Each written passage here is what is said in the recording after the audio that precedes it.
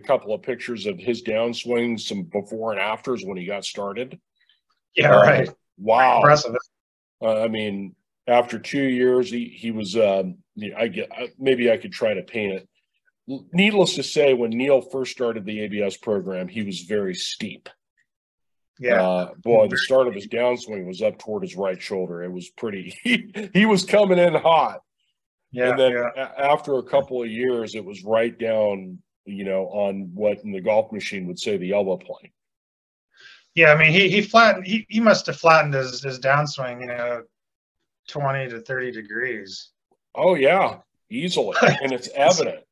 And then in the last picture that he sent me of doing the modules for about 5 years, I mean, you could see the shallowness and the torques and the forces that he's creating from the ground. It looks really dynamic. Yeah, like he's a tour pro. He's done a great job with it. Yeah, and that's what really, those success stories have gotten me the most excited about talking to you and talking about this, especially this methodology of learning. So for those who don't know, let's just do a brief rundown of the modules and how they're prescribed in ABS, because I learned from Bradley, and I'm also learning from you and Neil about taking your time with each module and breaking it down into those bite-sized morsels that you do talk about. Let's just start from there. Yeah, well, the idea I think that I've always had is when you learn anything. I'm a musician as well. I play guitar and jazz drums and stuff. But when you're working on something, you work on one thing at a time. You break. If you're playing drums and you learn some finger exercises and that sort of thing, you don't just come in and start playing complicated stuff right away. Right. The same with guitar or whatever. You learn chords and then you learn scales and then you learn to put them together, or the piano, you learn chords and that sort of thing. So I think that had a big influence on my teaching, being a musician also. So I thought, well, what do we need to really focus on here? Most golf instruction would start with, setup, right? Grip, stance, and posture. That's your first golf lesson. Right. I kind of felt like that wasn't really as important as impact alignment. So because I could really hit the ball well from an open stance, a closed stance, a narrow stance, a wide stance, or whatever. You could put my legs twisted in a circle and I could still hit the golf ball, right? Yeah. So and the thing with grip too, I kind of feel like your grip will develop from your impact alignments. You start working with an impact bag and your hands will start finding the right place. I mean, you're not going to probably be double weak and be hitting into an impact bag. Your left hand's going to move over a little bit. Your right hand's going to probably tend to be more under. I've seen more guys with the really crazy strong grips go out and shoot 64 than I've seen a guy with a double weak. Sure. You don't see that very often. I mean, for the real weak grips. And, I've seen split hand grips. I've seen, Varden grips, cross grips, interlocking, different hand positions, all that stuff. So I don't really teach a specific grip. Now, if I see something in a student where, that's probably not going to work, then I'd let them know, like, I think that's a little out of bounds, that kind of grip or something. Sure. But for the most part, your grip is going to develop from good impact alignments and good pressure through the strike. So instead of starting with grip, stance, and posture, we would start with impact. So we go there first, and we work an impact bag, and we learn to strike from the 430 line. So the 430 line is basically, if you look down at the golf ball and you put a clock on it, 12 o'clock will be on top of the ball, 6 on the bottom, 3 o'clock to your right. So we're really aiming the club in our hands down to that inside quadrant, which I would call 430 on the ball. And the reason that it is that way is because the plane essentially that we're swinging on is below our eyes. Okay, so it's like it's creating a circle. Our eyes are above the plane looking down, so we see this sweeping circle. So as we're coming down this circle all the way down, we're coming down that inside 430 line before our hands would get kind of even, almost even with the ball before, forearm rotation rips in and strikes 3 o'clock on the ball. So our hands are coming down at 4:30, and then they rotate, and then the club head hits, 3 o'clock on the ball, hit the ball straight. So I thought, well, let's just start at impact. Let's start impact. And I found that by teaching impact and starting with impact, it starts to put people in the right address position. Because it's like if impact is all over here, people don't really want to set up over here. They want to tend to start setting up a little back in here. So the spine tilt, the bow, the 4:30 line, all these things that we teach kind of happen naturally from the first drill. So the first drill helps them with their address and helps them with their grip and that sort of thing. So that's what we do with the first module. And then the second module, then we integrate into the feet and ground pressures and what I kind of have coined the cohesive body tensions. So we have these 4 cohesive body tension points. And this was something that was a big breakthrough for me when I was on tour and when I had changed from a swingers kind of swing where everything was about relaxation.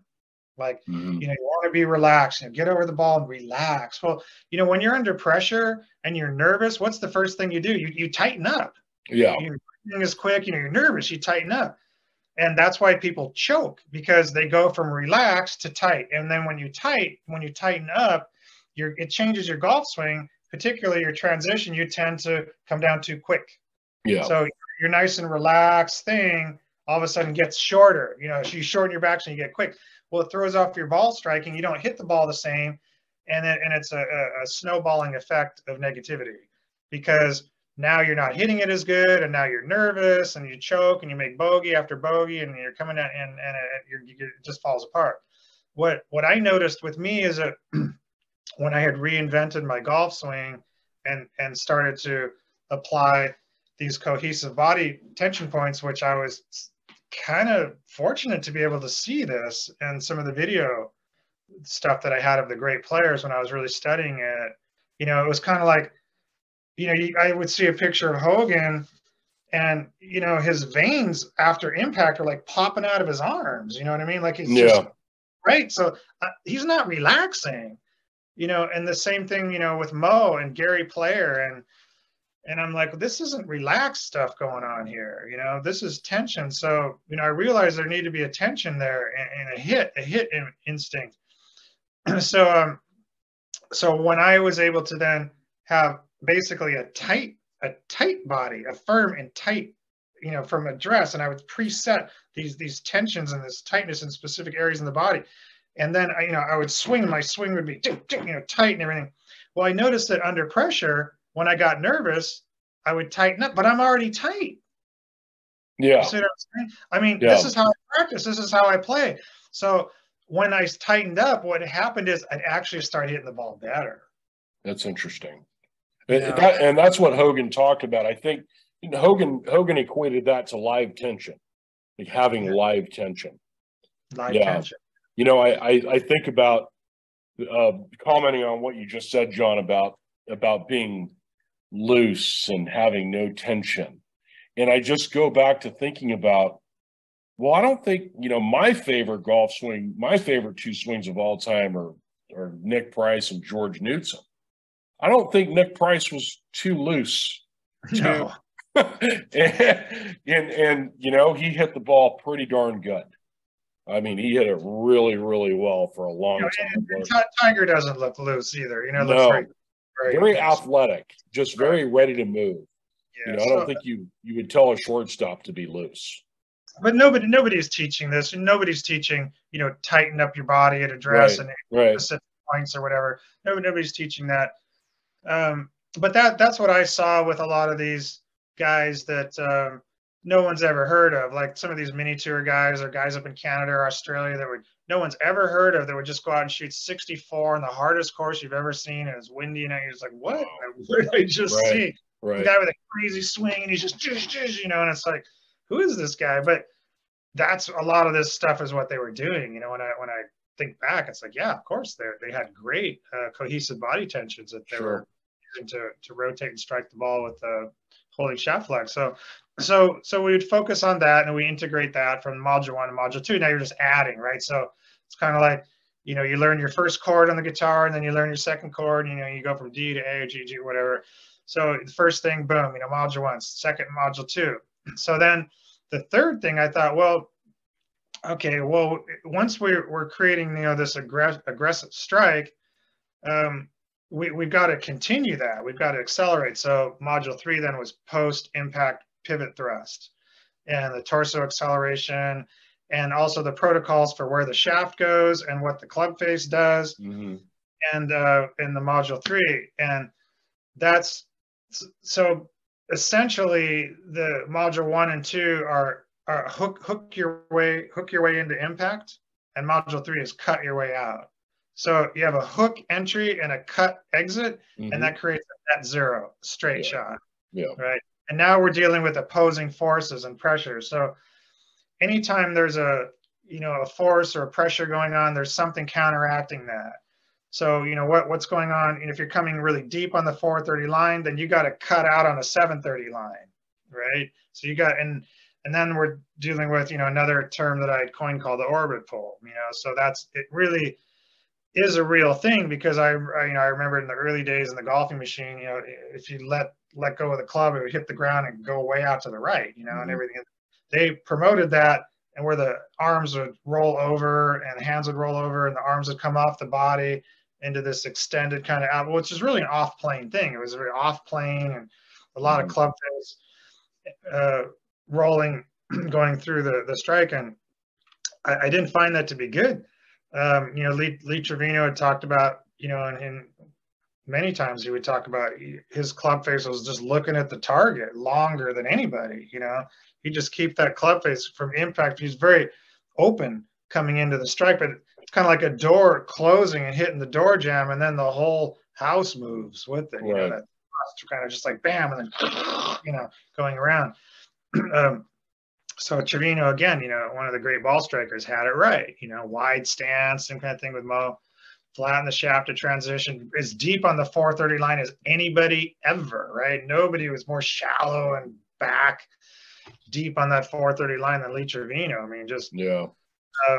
You know, he was a little bit steep with his shoulders going through, but he just held that thing out, working down the line. And then, you know, he ended up with back trouble. But if you see him in the later years, in his senior years, he started to flatten out his shoulder rotation to save his back, and the whole thing started to look a lot better, actually. Yeah. So we kind of prepare the students to have a longevity, so that you can have that level rotation going through the strike and not kill your back and end up having back surgery and all that when you get older. So we want to make sure that we're doing something that's right for the body. And one of our ABS students that's now a doctor of an osteopathic doctor, and he, having gone through ABS, he's confirmed to us that this is correct. You know, this is the right way to move the body, you know, and he really understands all the science of the body movements and all that. And it was interesting. I think he's done a testimonial for us that we'll be, you know, putting up, you know, he's talking about that from his office. So yeah, really, really good. So then moving on then, so then the fourth module then is we set up an analytic device that is put together fairly easily with just a trip to Home Depot and some plastic PVC pipes and some rods that you stick in the ground. Then it's a swing plane analyzer. We show where to set the camera, where you can actually really see your swing plane and what's going on. So we want to be shallow coming in, and then working around low left and around and up. And then we start to, you know, train the arms and the torso and the hands and everything and the club face to work the right protocols, and we can really see what's going on. So when you start getting that down, you're going to start getting some really nice ball flight. And then when we move into the fifth module is the hand attitudes that I talked about with Bradley, you know.